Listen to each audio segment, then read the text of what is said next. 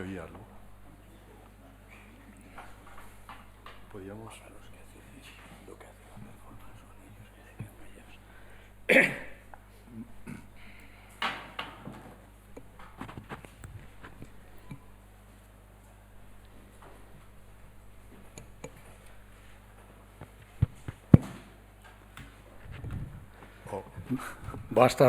Buenas tardes a todos. La verdad es que después de la precisión y la tranquila intensidad de Raúl Ibáñez, comentábamos ahora en el café que casi teníamos que empezar reivindicando el caos, ¿no? Yo se lo decía sin saber precisamente que José María Iturralde, que es quien hoy y en este momento, después les va a hablar, había titulado precisamente la exposición que actualmente tiene abierta en Fuenlabrada y que yo, por supuesto, les recomiendo, la había titulado precisamente Cosmos Caos. A mí esto me agrada porque, claro, yo insisto que después de asistir, claro, desde el punto de vista que yo también lo tengo que poner como, digamos, como premisa y como punto de partida, puesto que en contra de otras jornadas de estas que estamos organizando sobre entre distintas actividades y el arte, bueno, pues en esta hemos comprobado ya con mucha satisfacción, además, que aquí sí que ha habido respuesta, en este caso de las matemáticas y de los matemáticos. Yo cuando escuchaba a Raúl tenía la impresión de que me estaban contando como una especie de juego de magia, de juego además de magia de esos que te hacen como muy lento y delante de los ojos y te están explicando que esto es así. Y me ha gustado porque eso es lo que a veces a nosotros, a los que solemos hablar de arte, nos dicen que hacemos hablándole de cosas extrañas al resto de la gente, ¿no? Bien, sin más preámbulos, he de confesar que, bueno, dos cosas. La primera, que hoy me encantaría estar donde están ustedes. Me imagino que debe ser la edad. Yo antes, si era capaz de, en una situación como esta, hacer mutis por el foro. Ahora, insisto en lo de la edad, pues me cuesta más decir que no y después me cuesta más no cumplir aquello a lo que me comprometo, ¿no? Pero, en fin, gozosos ustedes y que están ahí, que están escuchando, que van a escuchar a José María. Y espero que yo no les interrumpa en demasía, que ya lo estoy haciendo bastante. Bueno, yo cuando me comprometí, realmente lo que me comprometí es a presentar simplemente a José María. Entonces hice algo que yo creo que todos hacemos, que es directamente, bueno, no voy a mentir, no le llamé, le hice una cosa como más actual, le mandé un WhatsApp, o sea que whatsappeamos, y le dije que cómo quería que le presentase, ¿no? Entonces me mandó un currículum, me dio un breve currículum, y ese breve currículum, bueno, incluía una serie de cosas que yo pues no le voy a presentar así, y simplemente, bueno, insistía en que a él le gustaría que le presentase simplemente como pintor, que es lo que le gustaría ser y sobre todo lo que le gustaría llegar a ser alguna vez. Yo ahora que he estado revisando papeles y catálogos y anotaciones, veo que es algo que repite con bastante asiduidad. Pero como mi faceta normalmente es bueno, pues la de intentar hacer esas presentaciones de artistas, yo les voy a hacer tres intentos. El primero, el que pensaba. El segundo, el que he tenido que variar precisamente con una conversación que hemos tenido nada más llegar aquí. Y el otro ya, pues directamente, como aquel que dice, al caos. Nosotros no nos conocíamos personalmente. Creo que sí que habíamos coincidido en alguna ocasión de estas con grupo, pero la conciencia así de haber hablado entre nosotros yo no la tengo, ¿no? Sí, conciencia de haber visto exposiciones, y además exposiciones desde época temprana, porque como soy de esos que guardan catálogos y anotaciones y demás, bueno, tengo esa especie de historial. a lo que voy. Cuando se trataba de presentar, yo enseguida lo vi como muy fácil. Dije, hombre, una persona que nació en el año 42 en Cuenca, mis datos, porque todos tenemos esa especie de fechas y de fotos como claves. Bueno, pues él estaba en una foto que toma Fernando Nuño del grupo, digamos, de artistas y de amigos de artistas que están en la inauguración del Museo de Arte Abstracto de Cuenca, el Museo de Arte Abstracto Español de Cuenca, en el año 66. Entonces, claro, yo uniendo esas dos cosas dije, hombre, pues este debe ser bueno, pues alguien que nació en Cuenca, que vivía allí. Después, claro, también empiezas a mirar, resulta que allí estaba haciendo las veces de conservador, bueno, con 24 años, conservador de ese proyecto de Fernando Zóbel, Gustavo Torner y Gerardo Rueda y Saura y demás. Y entonces a mí eso, bueno, me parecía que era como muy fácil para entonces ya pues, hacer como un discurso que ya me salía todo de corrido, porque entonces, claro, ya era la justificación a que él se hubiese decantado, pues sí, por una geometría, pero bueno, no tan estricta, no tan exacta, sino cálida, eso que nosotros solemos llamar pues, poética, y entonces yo lo tenía, ¿no?, un poco por ahí como la salida pues hacia pues el efecto que en él había causado pues es el grupo de Cuenca, lo que nosotros siempre llamamos los líricos y demás, ¿no? Sin embargo, hoy al llegar y al decirnos oficialmente hola, pues enseguida empezamos a hablar y nos contó, porque estábamos más gente, que él realmente había nacido en Cuenca, pero un poco casi de casualidad, y que él donde crece es en Olite, en un pueblo de Navarra, un pueblo que tiene un castillo, era creo recordar, el Palacio de los Reyes de Navarra, del siglo XIII, XIV, que es un castillo como muy especial, que todos seguro que recuerdan, porque es de esos que no se olvidan, porque para mí yo lo recuerdo como un castillo de verdad, pero con esa especie de formas y de dimensiones que tienen los castillos de arena, porque tiene como una presencia un poco especial, ¿no? Claro, a mí bueno, cuando él estaba hablando de que sus primeros juegos y digamos, y sus primeras vivencias de los espacios y de los volúmenes eran precisamente ese castillo de Olite, entonces yo ya quise ver la explicación de una serie de obras que, bueno, pues que hacen los años 70, con figuras geométricas y demás.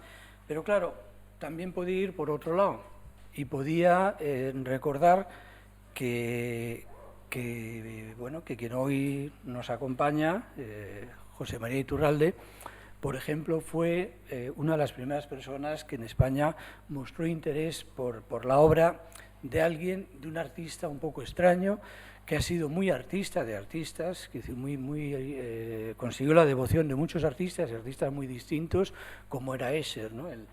Este artista de las figuras que están todas subiendo y otras bajando al mismo tiempo, y bueno, una situación de como diríamos hoy ya, de loop constante, ¿no? Bien, yo no sé si arrancamos de aquí, después vuelvo a hablar un poco, porque a lo mejor precisamente eso, quiero decir, ¿tú cómo te ves? ¿Realmente tu relación con Cuenca, tus inicios, tienen algo que ver con lo que surge después? Yo diría una cosa sí que creo importante, porque yo lo de los datos, yo les podría decir pues lo que es, las exposiciones que ha hecho y tal. A mí me interesa mucho más otra serie de cosas. Por ejemplo, yo creo que él hizo los deberes cuando debía, es decir, él, por los datos biográficos iniciales, dicen que con muy poca edad, fue curioso, fue viajero, es decir, que vivió en Europa, vivió en París, vivió en Alemania, y claro, cuando tenía 24 años iba a Cuenca, no era un jovencito que estaba aprendiendo al lado, que también, me imagino, y seguro que al lado de los Zóbel, Rueda y Torner y compañía, pues sí había muchos estímulos, pero él ya venía un poco con ese bagaje visual, digamos, ya directo, ¿no? Entonces, no sé, callo yo y empiezas a hablar tú, porque Bueno, yo suelo hablar poco, pero mi diferencia es que o hablo 5 minutos o hablo 45, lo cual conviene que de vez en cuando me calle. bueno, muchas gracias. No sé si se me oye, porque tengo una voz así que sí se me oye. Si no se me oye, pues o grito más o le doy más volumen a esto. Muchas gracias, gracias a todos. Bueno, pues después de estas palabras, después de las palabras, sobre todo de Raúl, que está, tú has hablado del caos. Evidentemente, la presentación de Raúl era el cosmos, era el orden, ¿no? Y aquí llega el caos. Incluso las imágenes que vamos a ver, pues seguramente no tendrán nada que ver con lo que yo pueda decir, con lo cual voy a contribuir pues a una entropía creciente y a un sistema cada vez más caótico, ¿no? Como algunos fluidos y algunas cosas que pasan cuando volamos. Bueno, has empezado diciendo lo de la geometría, pero voy a seguir un poco con Raúl, que ha empezado diciendo algo con lo cual no estoy ya de acuerdo. Ha empezado diciendo, yo soy matemático, yo no soy artista. Yo podría decir, yo soy pintor, pero artista no lo sé, pintor sí, y no soy matemático. No estoy de acuerdo. Yo creo que, y tú mismo, pues yo creo que lo has podido demostrar de alguna manera hace poco tiempo, todo es matemáticas y realmente podemos analizar las cosas desde un punto de vista matemático con bastante precisión. Y digo bastante porque nunca he creído que ningún sistema humano sea capaz de entenderlo todo. Y en estos tiempos sabemos pues, que seguimos sin entender muchísimas cosas, incluidas las matemáticas con todo su rigor. El arte, por supuesto, art happens, decía Whistler, el arte ocurre y nadie sabe cómo ha sido. Yo creo que las matemáticas, en cierto modo, que es un lugar también de libertad, es un lugar, hablo de las matemáticas, es un lugar de creación y es un lugar de rigor al mismo tiempo. Y el arte lo mismo, o sea, es algo que transcurre de esa forma tan paralela. A veces el arte y la ciencia, y por supuesto las matemáticas, se entrecruzan y se vuelve todo más creativo, como ocurre pues, con Esther Ferrer, con todos los ejemplos que nos has puesto. Leí una vez de un matemático famoso, de cuyo nombre no me gustaría acordarme, pero no me acuerdo.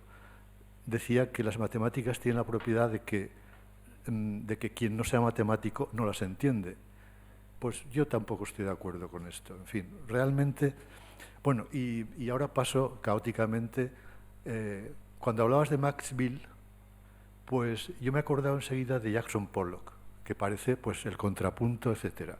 En los años 60 se vendió un cuadro de Jackson Pollock, pues fue uno de los cuadros más caros que se hayan vendido nunca en aquella época. Pero el comprador dudaba si realmente era un Jackson Pollock, porque Jackson Pollock, pues la gente normal dice, bueno, pues eso lo hago yo también. Jack the Dripper, ¿no? Que arrojaba...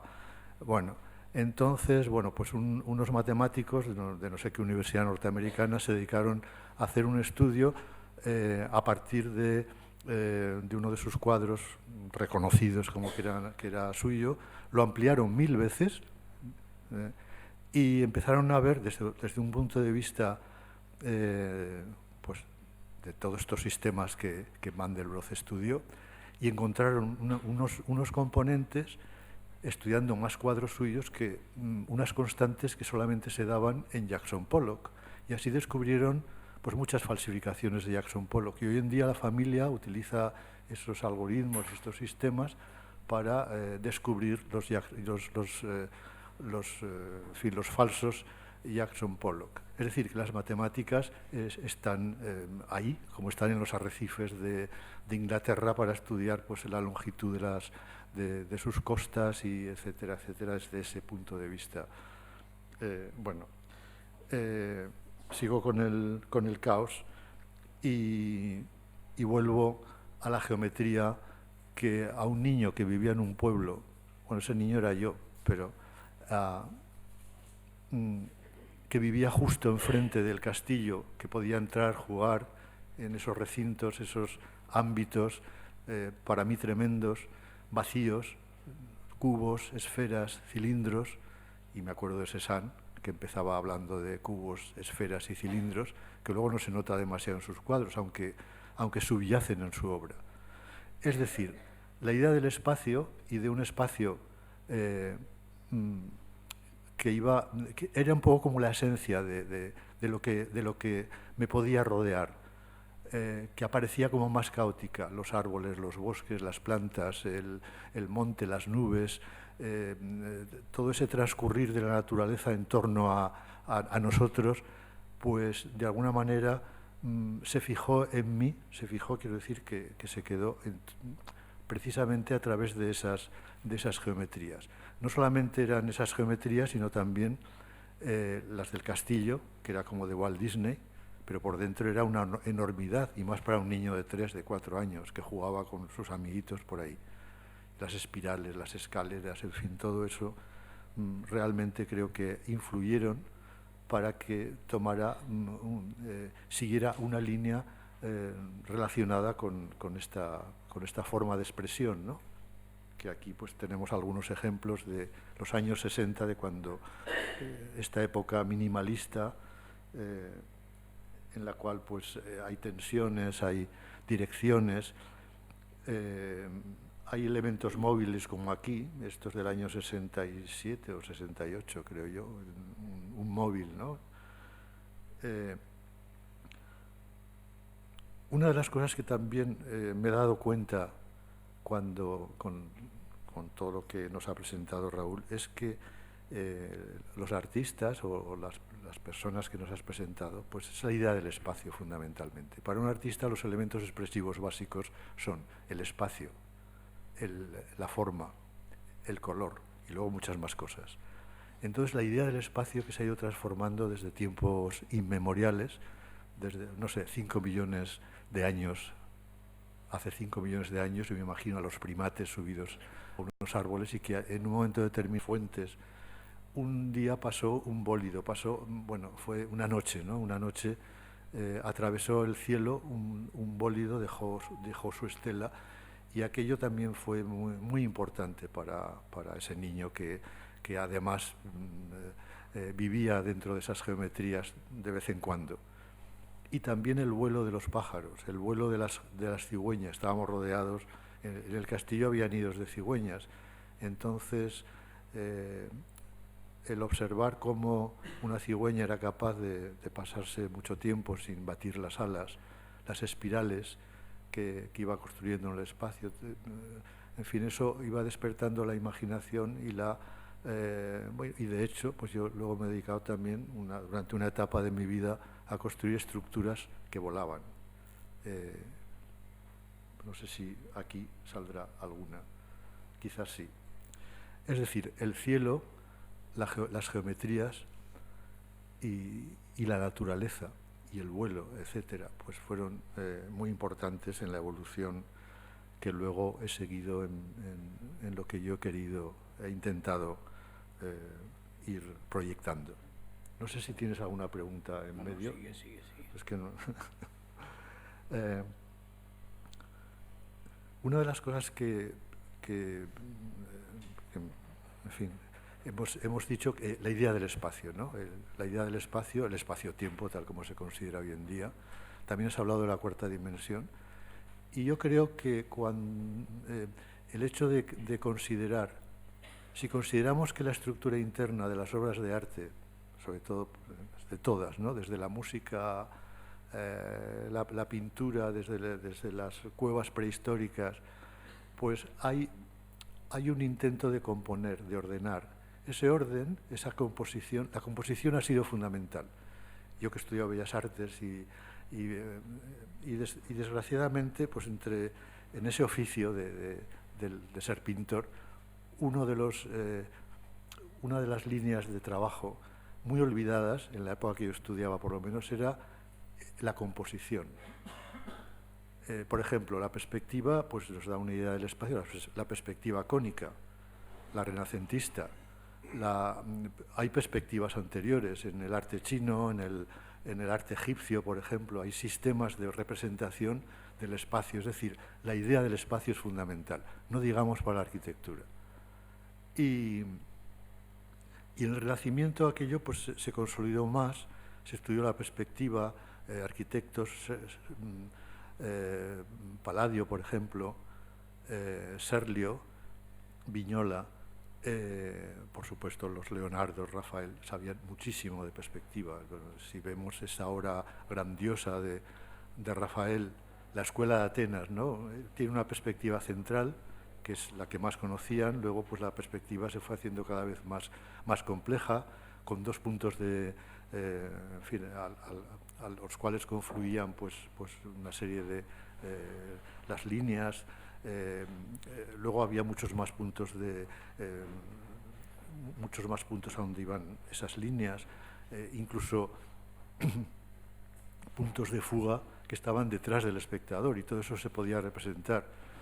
Eso hasta el siglo XIX fue haciéndose cada vez más complejo, más interesante, y se acabó, porque la perspectiva cónica pues es limitada y tenía muchos problemas. Luego intentaron construir perspectivas, estoy hablando del espacio pictórico, la perspectiva curvilínea, en la cual el plano del cuadro donde se representa el mundo, las arquitecturas, las calles, las vías del tren que van a parar a un punto, etcétera, pues ya no es un plano, sino una esfera. Y bueno, el resultado es como las fotografías hechas con un ojo de pez, algo así.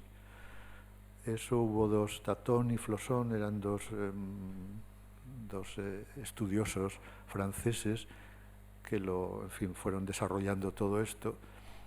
Y luego prácticamente la idea del espacio bueno, fue el cubismo el que, cuando empezaron a hablar de la cuarta dimensión, que tú lo has nombrado, cómo representar la cuarta dimensión. Eso a mí me ha interesado mucho. Yo me fui al MIT precisamente para estudiar con geómetras la posibilidad de proyectar, de generar redes espaciales que representaran la cuarta dimensión, y a partir de ahí pues comencé a realizar aquellas figuras imposibles. Bueno,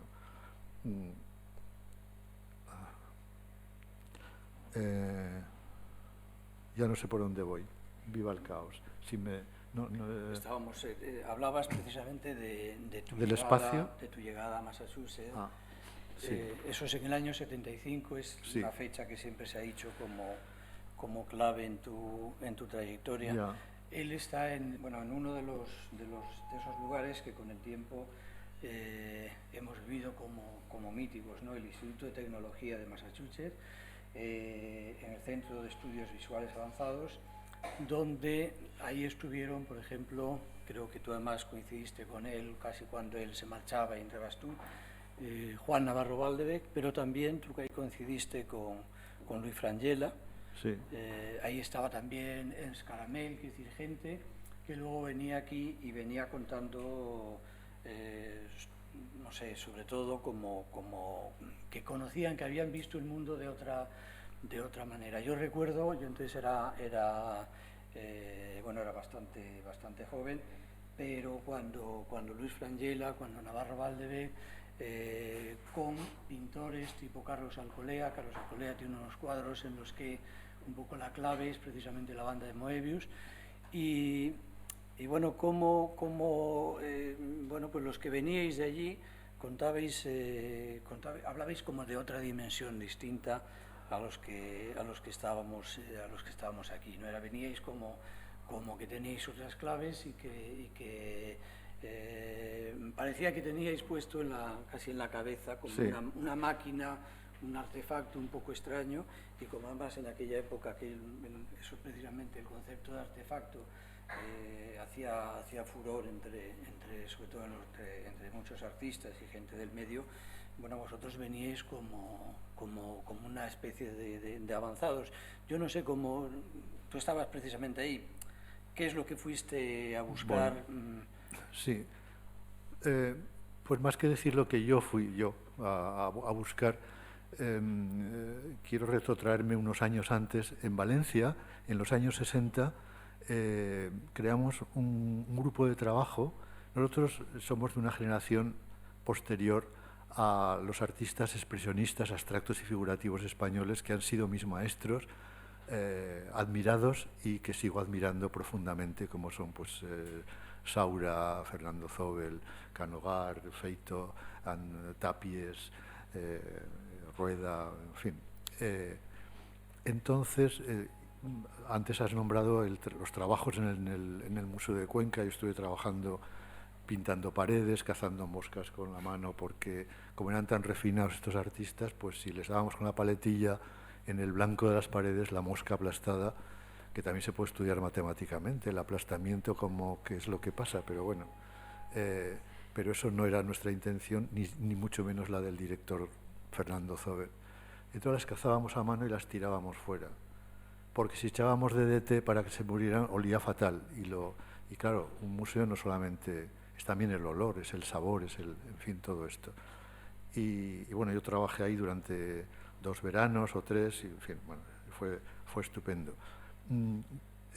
Pero realmente, y siguiendo a su propia creatividad, pensábamos, los de mi generación, que teníamos que ir por otro lado, ¿no? o avanzar de alguna manera. Y entonces organizamos en Valencia un grupo que se llamó Antes del Arte.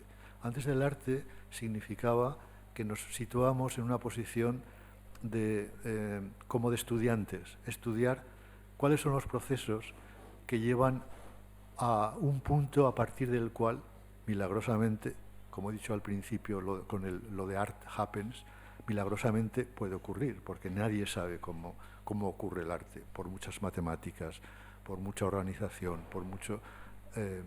hay obras que son perfectas desde el punto de vista de la organización interna, externa, la perfección, etcétera, pero que no producen en nosotros ni la emoción, ni la pasión, ni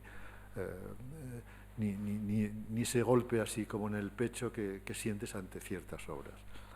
Bueno, entonces esos procesos es lo que queríamos estudiar, y queríamos de alguna manera racionalizar el proceso creativo, porque nos parecía que era más importante, cuanto más conociésemos de esas estructuras que podían llevarnos cuanto antes a esos límites a partir de los cuales quizás podíamos alcanzar el arte, pues más posibilidades teníamos de alcanzar ese punto. Y le llamamos por eso Antes del Arte. Hicimos varias exposiciones, estaba Vicente Galera Cerny, estaba pues Eusebio Sempere, estaba, bueno, algunos músicos también, Tomás Marco, en fin, unos cuantos. Claro, esto fue el origen un poco de que a partir de una serie de exposiciones que hicimos, una la llamamos serie de matemáticas, porque nos basábamos también en propiedades como las que tú has explicado, pues el teorema de Pitágoras, etc. Pues el siguiente paso para mí fue Centro de Cálculo de la Universidad de Madrid. En el año 68 organizamos un seminario que se llamaba Generación de Formas Plásticas con ayuda de computadora, que es como se llamaba entonces el ordenador. Y bueno, Ignacio Gómez Eliaño, que está aquí, nos hablará mucho mejor de toda aquella etapa. Fue una etapa también en la cual, pues una de las cosas que nos proponíamos era también racionalizar esos procesos, incluso los físicos.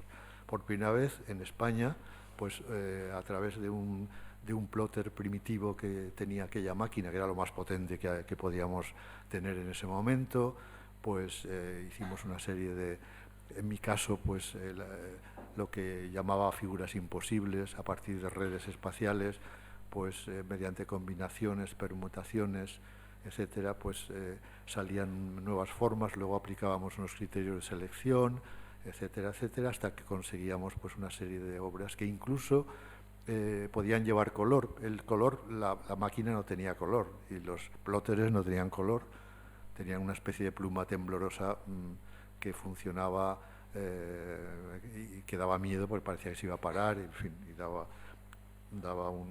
hacía unos dibujitos temblorosos, ¿no? Eran muy bonitos porque temblaba. Era algo imprevisible el temblor, eso nos gustaba mucho a algunos. Pues bueno, a partir de ahí, a partir de esos trabajos que fuimos durante varios años haciendo en el centro de cálculo, el siguiente paso lógico era ir a un lugar donde había pues más computadoras, más rayos láseres, más fibras ópticas, más tecnología, que era el MIT, y por eso me fui al MIT. Allá estaba Juan Navarro Valdebuec, que curiosamente, vamos, es un hombre que yo admiro mucho como arquitecto y como pintor. Él ya se marchaba, estuve en su casa, estuve con él, pues él de alguna manera, ante tanta tecnología, tanta ciencia, su reacción fue contraria, entonces se volvió un artista conceptual, con cositas, con algodones, con cosas aleatorias, en fin, era como Li Ching, de alguna manera, que moviendo unos palitos y unas cosas los tiraba, y como John Cage, ese tipo de cosas, ¿no? Y bueno, fue una reacción curiosa, interesante. En mi caso, todo lo que se hacía ya, a mí lo que me interesaba de alguna manera al final, el significado que podía tener, a pesar de que hay artistas que procuran desde el primer momento, pues no significado. Creo que tú lo has expresado esta mañana también. No, en fin, que no tuviera nada que ver con la emoción, que no tuviera nada que ver con la pasión. Sin embargo, a mí en ese sentido nunca he querido olvidar esos aspectos. Para mí, estas formas de expresión humana que llamamos arte y que podríamos llamar matemáticas también, pues hay un aspecto emotivo que nos llega profundamente y que realmente le da significado a nuestras vidas. Que pues Einstein me parece también pues que es como un gran artista, o más artista que muchos artistas. Ya me he perdido en el caos otra vez. Necesito... Bueno, pues ¿Dónde estábamos? En el MIT. Estabas un poco, bueno, pues efectivamente, tu paso por el centro de cálculo, antes del arte, vas buscando pues, más tecnología y demás. Yo, si quieres, ya aprovecho también, toda esa época es como época de grupos. Tú en los grupos, tú cuando estuviste, por ejemplo, en Antes de Arte, después eres como de los primeros en salir. Justo, insisto, en esos años, en esas décadas, hasta ese momento, en España casi se intentaba salir como por grupos. Después ya son los caminos individuales. Tú ya estás marcando, si os dais cuenta, cada vez que habla, está situando muy bien una cosa, pero inmediatamente se está poniendo como en el límite de esa claridad, ¿no? de esa precisión. Bueno, por eso nosotros siempre que tenemos que situar a un artista como Iturralde, siempre se recurre a eso de personaje solitario, de poético, siempre, es decir, está hablando de geometría, pero está trabajando con el color. Estabas hablando de situaciones de espacio, pero las situaciones de espacio en muchas ocasiones las estás planteando bueno, desde una especie como casi diríamos de nebulosa, pero quizás yo me estoy también perdiendo, me estoy yendo. En esos años, en los años 70, tu regreso a España, un poco, ¿cómo ves la situación? Claro, estamos hablando de unos años en los que aquí no hay museos, no hay estructura. Eso es algo como muy complicado de explicar a gente bueno, que no ha vivido ese momento, ¿no? Entonces, si tú pudieses, no sé, dar unas pinceladas de por dónde buscabais o dónde recibías tú tus... Sí, es cierto eso de los grupos. Lo que pasa es que eran grupos, por ejemplo, en Valencia estaba el equipo Crónica, el equipo Realidad, y había pues más grupos, y había habido otros grupos anteriormente, pero digamos que los grupos a los cuales pues yo más o menos he pertenecido nunca pretendíamos hacer lo mismo. Cada uno hacía lo que podía a partir de lo que sí lo que sí hacíamos era estudiar juntos, o sea, nos planteábamos pues estudiar una parte de, por ejemplo, de las teorías de la percepción, de la Gestalt, y luego pues nos juntábamos para lo que cada uno había estudiado, pues para, en fin, para mantener un diálogo entre nosotros e ir aprendiendo poco a poco. Y en ese sentido, pues y luego hacíamos esas exposiciones juntos con lo que salía de ahí. Pero en todos los lugares donde he estado, el centro de cálculo, por ejemplo, cada uno hacía lo que podía o lo que sabía. En lo del MIT, pues exactamente lo mismo. Ese lugar donde estábamos trabajando se llamaba Center for Advanced Visual Studies, y ahí pues había personajes como Nanjun Paik, que conocí personalmente, que lo vi trabajar, que era un personaje fascinante, Charlotte Moorman, que era no una pareja sentimental, pero sí de trabajo a veces, Georgi Kepes, que luego murió, Otto Pine, que perteneció al Grupo Cero y que dirigía el centro cuando yo estuve allá, y así sucesivamente, ¿no? Llegué a conocer a José Luis Ser, un arquitecto, los arquitectos, la Escuela de Arquitectura de Nicolás, que dirigía Nicolás Negroponte, en fin, todo ese mundo, pues era un mundo verdaderamente fascinante. A mí me parecía, yo no sé si tenía que interpretarlo de esa manera, pero me parecía todo mágico, es decir, todo lo que has dicho esta mañana de los números, todo eso me parece magia, y no entiendo yo quizás he dicho que sí que entendía, pero no he entendido muchas cosas de las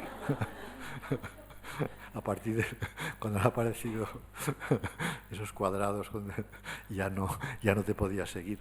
Pero no importa, es decir, yo sé, yo estoy ahora, bueno, pues mi versión es 7.7 ahora, es decir, 77 años. Y en esa versión 7.7 pues no consigo actualizarla, ¿no? No he llegado, pero no me importa, es decir, que algo queda. Y he dicho antes que este matemático que decía que solamente los matemáticos entienden matemáticas, pues yo no estoy de acuerdo, del mismo modo que el matemático Raúl Ibáñez, que dice que no es artista, pues igual es más artista que muchos artistas, además de matemático, que eso es una suerte, y por supuesto entiende de arte. Bueno, íbamos por dónde, por el centro, Sí, estamos un poco en ese momento. Yo, si quieres, entresaqué algunas frases tuyas extraídas de catálogos. Por ejemplo, en este, que es del año 86, a Iturralde le presentaron en distintas ocasiones dos personas que suelen hacer compilaciones en las que todo encaja. Uno es Juan Manuel Bonet y otro es Daniel Díaz Miracle. Curiosamente, claro, cuando uno escribe bien, lo bonito es que algunas de esas primeras imágenes de un artista pasan los años, y cuando ese artista hace una obra muy distinta a la que hacía cuando está hecho el escrito, cuando está firmado el escrito, sin embargo, están refiriéndose a lo mismo, ¿no? Entonces, hay un texto, por ejemplo, muy de principio de Girald Miracle, que ya decía, lo titulaba Iturralde retoma la pintura. Parte con dos citas, una de Barnett Newman: la pintura, como la pasión, es una voz viva. Cuanto más la escucho, tengo que dejarla hablar sin contrariarla. Y la otra, un poco, pues, claro, conociendo a Girald Miracle, después de eso quiere como llevarlo para nuestro campo, ¿no? Para el campo más de la literatura, y entonces, o de la interpretación ya más literaria, una de Malraux, que decía: el arte nace precisamente de la fascinación de lo inalcanzable. Bueno, en ese texto, que insisto, es muy bonito, y sobre todo que tiene como muchas citas y citas que sirven para distintas épocas, independientemente de la obra que haga en ese momento Iturralde. Hay una cita tuya del año 70 que decía: me incluyo en la línea de los que pretenden establecer un puente entre las ciencias y las artes, ampliando de esta manera el repertorio idiomático artístico con nociones básicas actualizadas por los avances conceptuales de nuestro tiempo. Otra, un poco posterior, Como pintor, dos aspectos me han interesado en la utilización de esta especie de conceptos. El matemático, es decir, la medida, la relación, la estructura, los elementos descriptivos del universo, y al mismo tiempo el aspecto vivencial, su posible utilización y significado, las repercusiones, el grado de respuesta humana a la práctica de la experiencia. De esta manera, mi obra ha ido evolucionando con el deseo de encontrar más comunicación y asimilar nociones actualizadas de los elementos expresivos tradicionalmente utilizados por los artistas, como por ejemplo la forma, el espacio, la luz y el color. De todo esto acabas de hablar ahora, quiero decir, has dicho que la obra lo importante es el espacio, es el color, es la luz. Estás hablando continuamente de la relación entre el arte, entre la pintura y las ciencias, pero siempre preservando ese espacio que entiendo que es el tuyo más propio, digamos, de no estar en un compartimento estanco. Yo no sé si esto es una divagación, si quieres hablar un poco más a partir, sobre todo, a mí lo que me interesa es que hables tú y que cuentes a partir de esas pautas, ¿no? Sí, bueno, son años 70. No es que haya evolucionado mucho, porque, en fin, dada mi juventud no me ha dado tiempo, pero realmente, por ejemplo, ahora hemos estado viendo unas imágenes en las cuales pues yo me basé en la idea la idea que tenía del espacio Kepler al principio, cuando creía que las órbitas de los planetas eran circulares y no elípticas. Entonces, ese modelo preciosísimo que lo he dejado pasar, está muy lejos, pues me sirvió para hacer una estructura que se abría y aparecían elementos que representaban pues, el Sol y las órbitas de los distintos planetas, ¿no? Y así construí una especie de muñeca rusa con metacrilato y luego pues poliedros inscritos y circunscritos en esfera. Hice varios modelos, no para representar ni para ilustrar lo de Kepler, pero sí para ilustrar la fascinación que yo sentí hacia la visión poética, maravillosa y al mismo tiempo científica en su momento, que luego resultó que no era así, pero no importa, sigue siendo válida seguramente por la emoción, para mí. Y entonces hice esas figuras, es decir, que empleé mucho esa geometría, que de alguna manera sigue siendo una geometría euclídea. Estamos hablando de años 70, hasta que fui al MIT y entonces estuve con Coxeter, con algunos geómetras que me dejaban pues totalmente aplastado. Entonces yo lo que podía entender, de una manera brumosa también, que no acababa nunca de entenderlo, eran las representaciones, los dibujos. Todavía eran geómetras que dibujaban.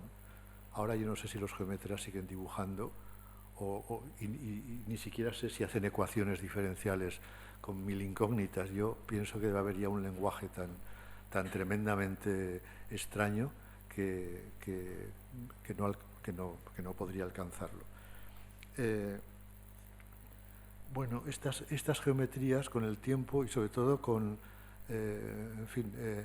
lo que la humanidad va sabiendo sobre el espacio, sobre el tiempo, sobre nuestro propio universo, cómo funciona, esas distancias inmensas, si hay no ya un universo. En la época de Einstein, en los años 20, todavía yo creo que no pasábamos de la Vía Láctea, parecía como que no se sabía que esas nebulosas que se veían eran otras galaxias, y que había un más allá, mucho más lejano. Y fue, yo creo que a partir de los años 20, me debo equivocar, pero bueno, 24, 25, etcétera, que empezó a verse ya que el universo era inmenso. No sabemos si es finito, infinito. Esto que has puesto, la cinta de Moebius maravillosa, pues es una especie para mí, una especie de representación de nuestro universo, ¿no? Que es finito pero infinito al mismo tiempo, y posiblemente pues sea una visión descriptiva de que dónde están esos límites, qué pasa más allá de... Todo esto me lo pregunto y me fascina. Y desde luego no sé responder. Pregunto a los que saben y tampoco responden y lo saben con exactitud, a pesar de que saben mucho más que yo, por supuesto. ¿Qué ocurre en los límites de nuestro universo? El universo está en expansión y entonces va captando, va cogiendo otro espacio de otro universo, o no, o es un vacío total. Cuando hablamos del vacío, por ejemplo, que es un tema que me ha interesado mucho, y me ha interesado desde el punto de vista de Occidente, de nuestros saberes, y del Oriente, ¿no? El vacío no es un... o sea, el espacio no es un vacío pasivo, sino que tiene unas propiedades, en fin, tiene... hay una serie de elementos, de partículas elementales que lo cruzan, en fin, es como si estuviera todo lleno, ¿no? Esos campos tremendos, con todo lo que se ha ido viendo últimamente sobre las partículas elementales y de qué está compuesto el universo, la materia oscura, la energía oscura, etcétera, y bueno, y se nos abren, cada vez que se sabe algo parece que se abren unas incógnitas muy superiores.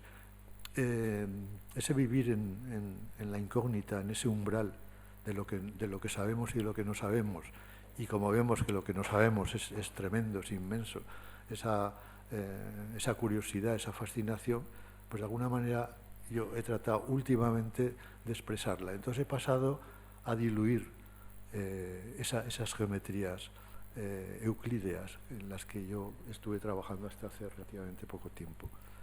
Y empecé como no a representar ni a ilustrar, porque soy incapaz de ilustrar. Se puede pintar el vacío, se puede pintar el universo, se puede... Lo que hago no sé, es algo muy elemental seguramente y muy... Pero claro, también trato de expresar con emoción, de transmitir esa emoción. Lo que quiero es transmitir emociones, pero al mismo tiempo estoy diluyendo esa geometría. Y a pesar de todo, esa geometría interna subyace en un poco como lo de Pollock. Pollock es una fuerza de la naturaleza que se pone a pintar. Y entonces lo analizamos y vemos que efectivamente hay matemáticas, como si estudiamos cualquier cosa. Este vaso, pues luego pues los átomos, los elementos, las relaciones entre ellos, es pura ciencia también, ¿no? Pues eso lo podemos hacer con... Einstein era otra fuerza de la naturaleza. Lo que pasa es que se expresaba de otra manera como se expresaba Apolo. Pero luego hay momentos en los cuales converge todo esto, ¿no? Y el resultado pues es esa especie de conocimiento sentiente, como podía decir Zubiri, el conocimiento sentiente, ¿no? Conocimiento, pero a la vez que nos dice, que nos llena, que nos hace mejores a través de lo que llamamos pues ese conocimiento, ese arte, lo que sea. Me expreso muy mal, pero bueno, últimamente he decidido hablar menos y pintar más, y no lo consigo, porque yo he venido encantado, pero como tú has dicho al principio, me hubiera gustado estar ahí y ya está, ¿no? Porque es que no, yo creo que cada vez soy más incapaz de transmitir verbalmente lo poco que, no ya que sé o dejo de saber, sino mis propias emociones, que a través de lo que pinto, pues entonces sí, es un poco más. Todo lo que estamos viendo aquí son años 70, 60, 70, o sea que son construcciones... Bueno, aquí hay un ejemplo de un hipercubo, ¿no? De la estructura interna de un hipercubo. Luego, pues, en fin, aquí hay variaciones, figuras imposibles, que yo pensaba que cabían en redes espaciales de ese tipo. Estos son años 70 también, o sea que aún vamos por los años 70. Todo eso que he dicho de que diluyo todo y de que... esto es una exposición que hice en el año 1973 en lo que era el Museo de Arte Contemporáneo de Madrid, en los bajos de la Biblioteca Nacional. La serie triangular, una serie de variaciones. Con esto también tiene mucho que ver el centro de cálculo, que empezamos en el año 68 y la exposición es del 73.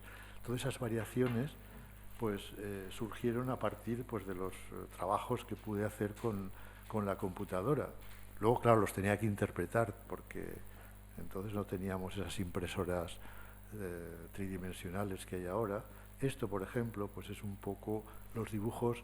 Esto está hecho con un tiralíneas mejor hecho que lo hacía la máquina. Entonces, ese temblor, pero me hubiera gustado más poner lo de la máquina con su temblor, porque es más. Además tenía temblor. Y estos son variantes de serie cuadrados, pero son años 70, claro. Y han pasado muchos años ya desde entonces y estoy en otra cosa.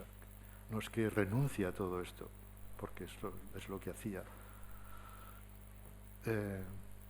Aquí hay una explicación de los, digamos, los vértices de un cuadrado tridimensional, las posibles variaciones, y entonces pues con la máquina salían todas las posibilidades, salían antes de que yo fuera capaz de calcularlas, aunque era muy elemental. Y bueno, esto es un dibujo de un hipercubo también que hacía en aquellos momentos. Es que, bueno, y por supuesto los típicos estudios a partir de la naturaleza, de las espirales,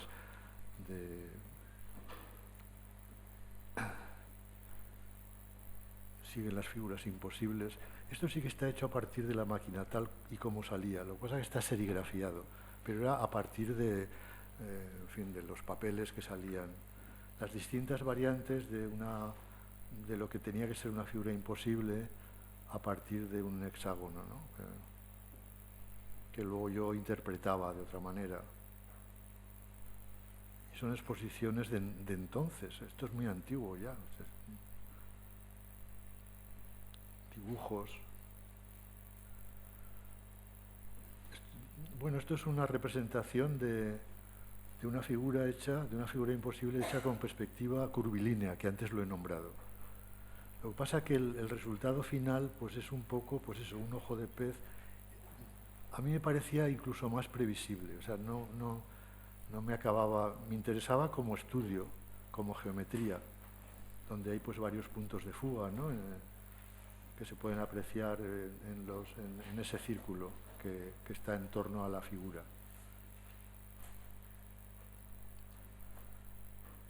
Estos son, bueno, una fotografía de aquellas salas que ya no existen y de lo que hacía entonces.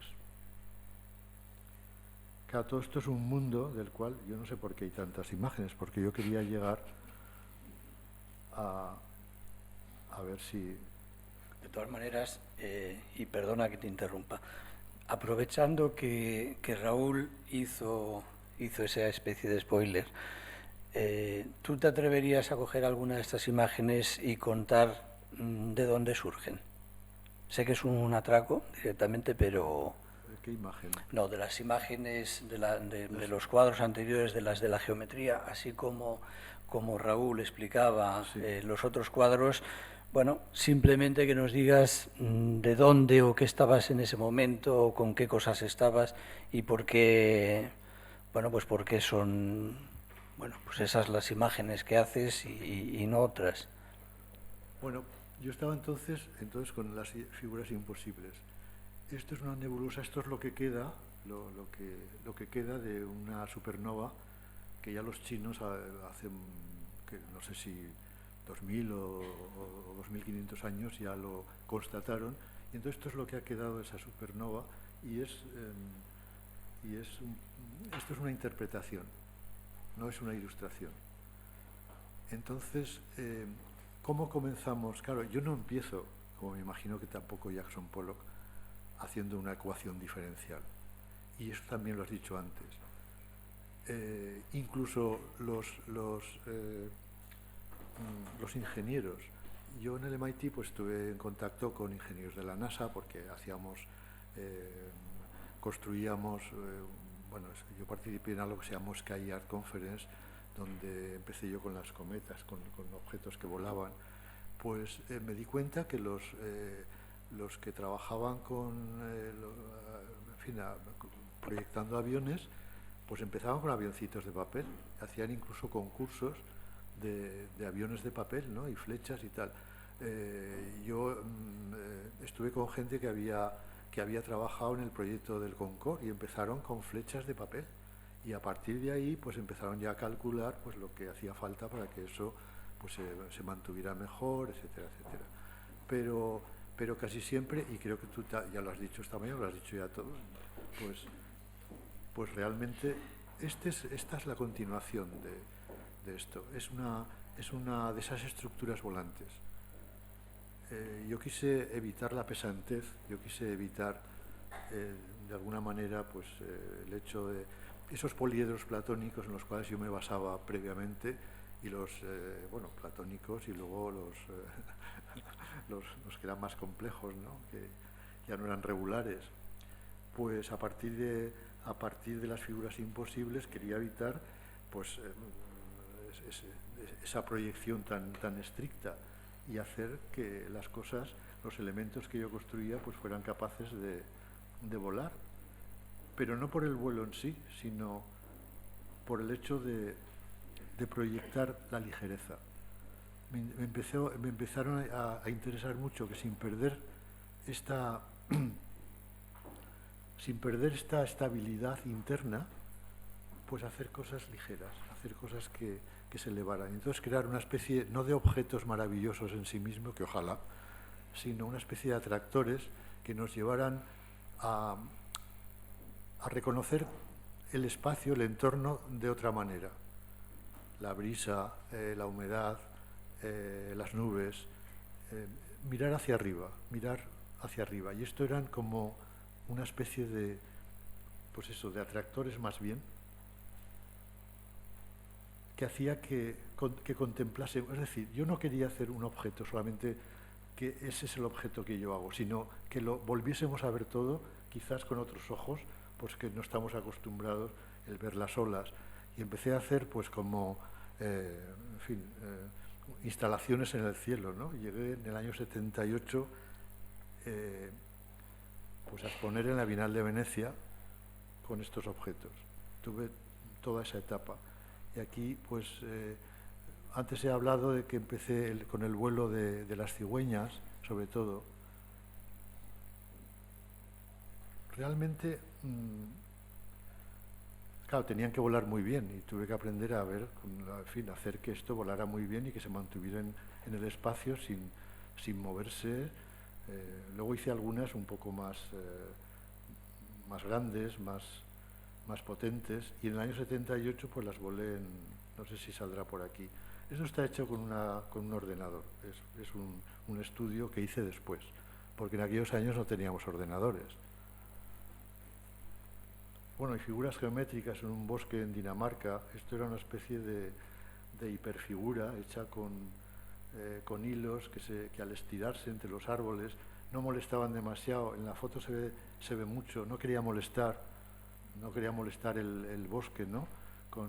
Pero también quería dar a entender que subyace en el crecimiento de un árbol, en toda la naturaleza, si la observamos bien, pues subyacen unas constantes geométricas muy precisas.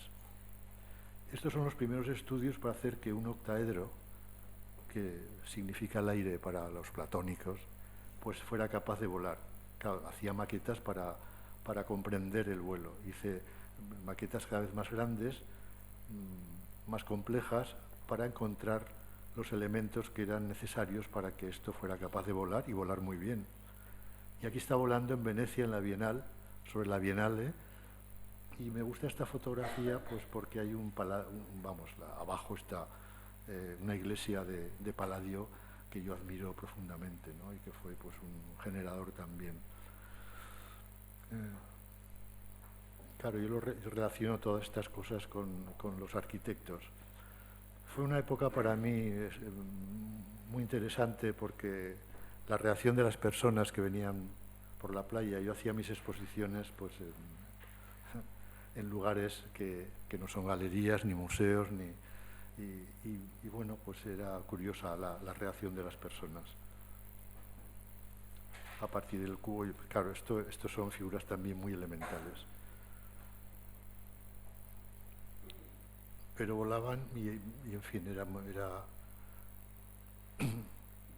Esta foto a mí me me interesa porque al cabo de un tiempo, por supuesto, la gente pues, se cansaba enseguida y nadie miraba esto, estaba ahí gravitando. Como mucho, podía venir alguien y decirme, ¿y usted? Bueno, ¿y qué anuncia? ¿O qué jabón? ¿O qué...? Luego venía algún padre con el niño que lloraba y ¿le dejaría usted el hilo tal? Y alguna vez me han venido pues algún piloto, ¿no? Ah, pues esto vuela y tal y cual, y entonces hemos hablado. Pero bueno, pues llevar lo que yo consideraba, lo que yo pretendía que fuera capaz de emitir pues una emoción estética, llevarlo a la gente sin que la gente, vamos, procuraba tampoco no molestar. Yo creo que no molestaba demasiado. Y al final lo retiraba y ya está. Bueno, son fractales, ¿no? El mundo de los fractales pues, ha sido muy, muy interesante. Son dibujos de proyectos de cometas. Esto es una perspectiva cónica muy compleja que luego construí un cuadro con esto, que era una macla de compenetración. Esto es el dibujo de la perspectiva, con puntos de fuga por delante, por detrás y por los lados. Y, en fin, es digamos, llevar la perspectiva cónica a su grado máximo como lenguaje, y ya no da para más. Hay que inventar otra cosa. Y hoy en día, pues con la multidimensionalidad, la idea del espacio, en mi caso, pues yo pretendí, cuando fui al MIT, y a partir de entonces, pues tratar de expresar esos espacios que desde el mundo de la ciencia que el mundo de la ciencia nos provee hoy en día, ¿no? Que el espacio que puede tener 11 dimensiones, o 3, o ninguna, o ser un holograma, o resulta que vivimos en un sueño. Bueno, yo no sé si nos estamos pasando de tiempo. Me imagino que no. De todas maneras, ya que, por ejemplo, hablaste del holograma, tú hiciste también obras precisamente con hologramas. Sí, sí. A mí me gusta todo esto que, claro, yo me quedo con el run run por los conceptos y además por cómo lo vas contando, ¿no?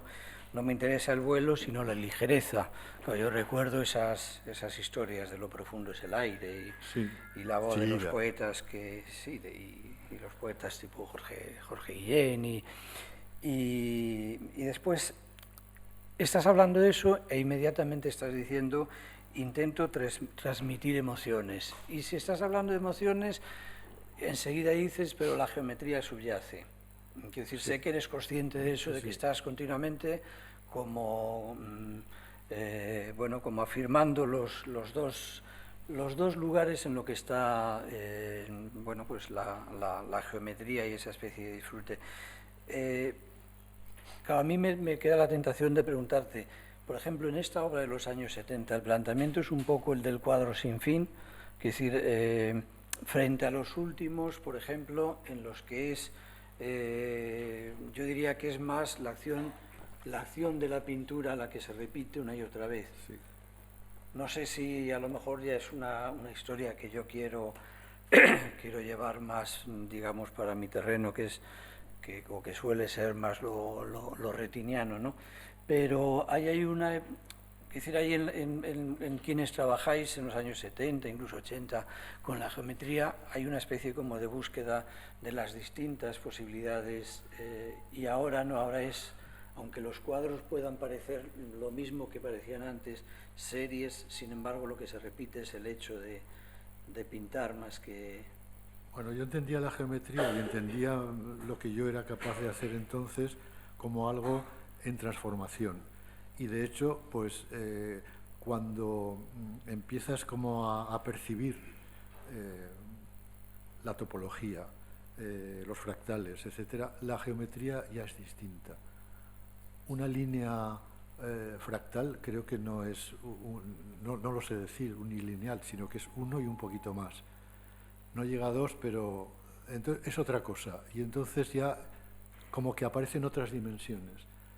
Ese mundo con una dimensionalidad distinta, del mismo modo que la historia de la pintura ha proyectado siempre la idea del espacio, la idea del tiempo, la idea de las relaciones, la idea de las proporciones.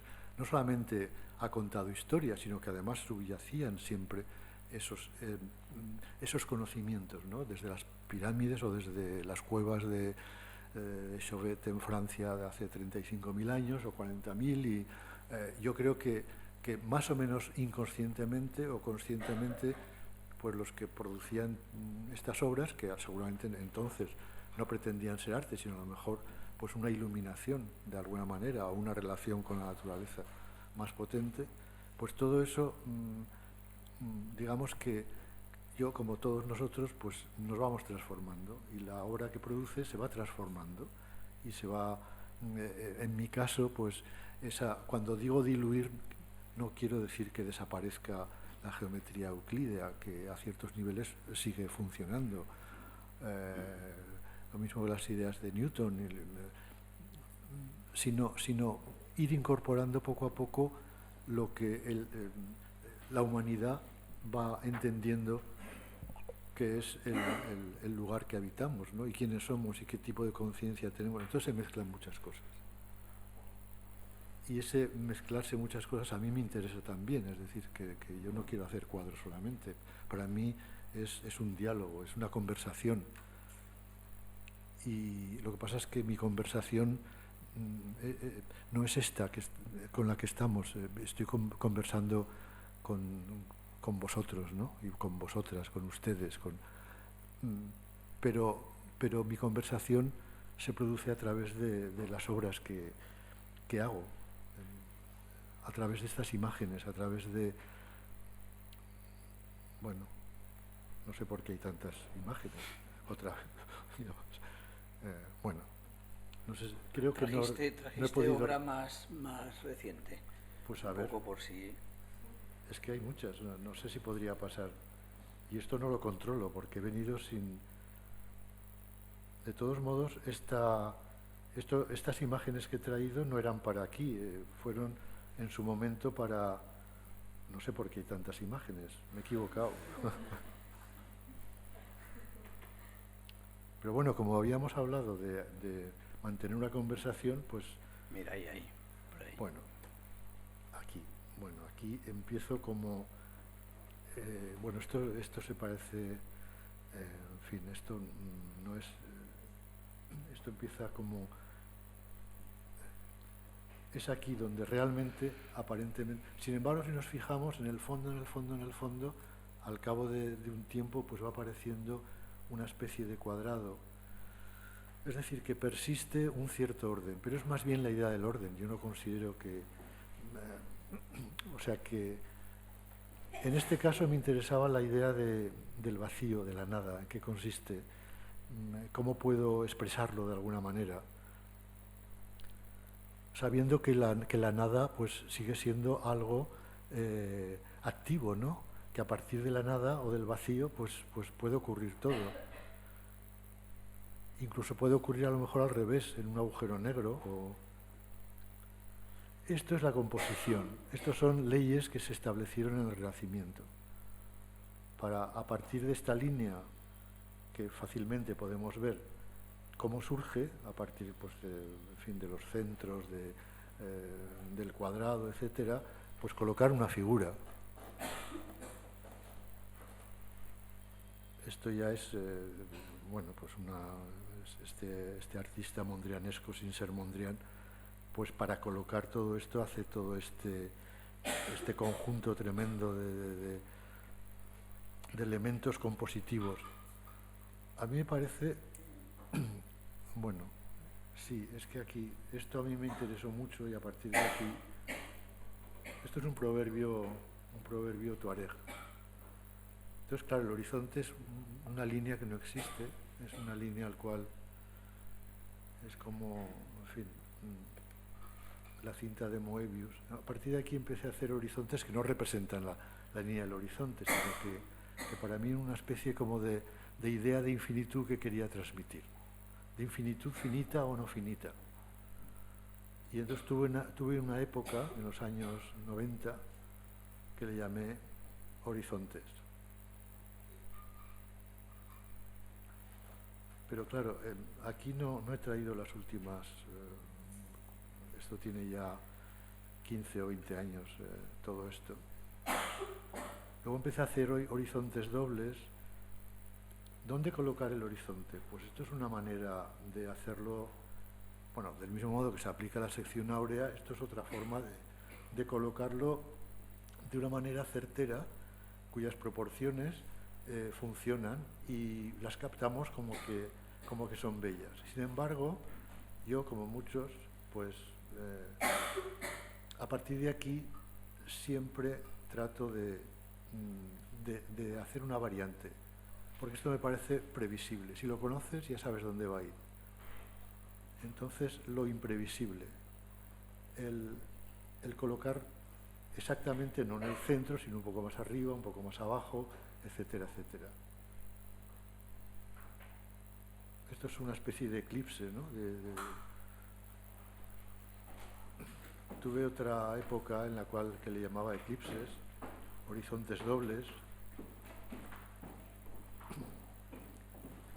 Y luego aquí está, bueno, no sé qué ha pasado. Bueno, aquí ya interviene otras geometrías, que son las nubes, en fin. Y no hay más imágenes. Me he equivocado de pendrive y de esto. Pero bueno, no me importa porque lo que quería era que conversásemos y que... Bueno, de que se ha equivocado de pendrive, lo que nos ha permitido es ver una secuencia de imágenes que yo me he sorprendido, porque incluso en mis pocas intervenciones parecía que justo las imágenes siguientes se habían elegido. Entonces ha sido todo el más puro azar. Bueno, yo creo que un poco el objetivo de la presencia aquí de José María Iturralde era precisamente este, quiero decir, en unas jornadas entre matemática y el arte, que junto a esa presencia de uno esté el otro, es decir, junto a lo que puede parecer el orden, pues que esté el misterio, siempre ese punto, como además él lo está continuamente diciendo, casi de fuga, ¿no? Yo creo que entonces, bueno, que a lo mejor era el momento de, si alguno de ustedes quiere hacer alguna pregunta, bueno, pues aquí le tienen y quizás sería...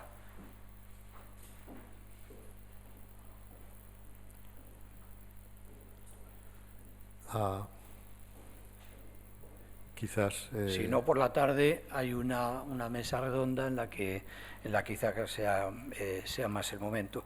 Bueno, pues muchísimas gracias a todos, muchísimas gracias a José María. Yo tengo que decir una cosa, para que él esté aquí hoy, bueno, si algunos saben lo difícil que es a veces bueno, encontrar los momentos, yo sé que él está en una época como en fin, de extrema actividad, por exposiciones, por el montaje de alguna escultura monumental y demás, y yo creo que nuestro agradecimiento es muy especial, porque pese a todo eso no renunció a estar hoy con nosotros, y yo te lo quiero agradecer muy especialmente. Yo encantado, claro. Y muchísimas gracias a todos ustedes por acompañarnos. Gracias.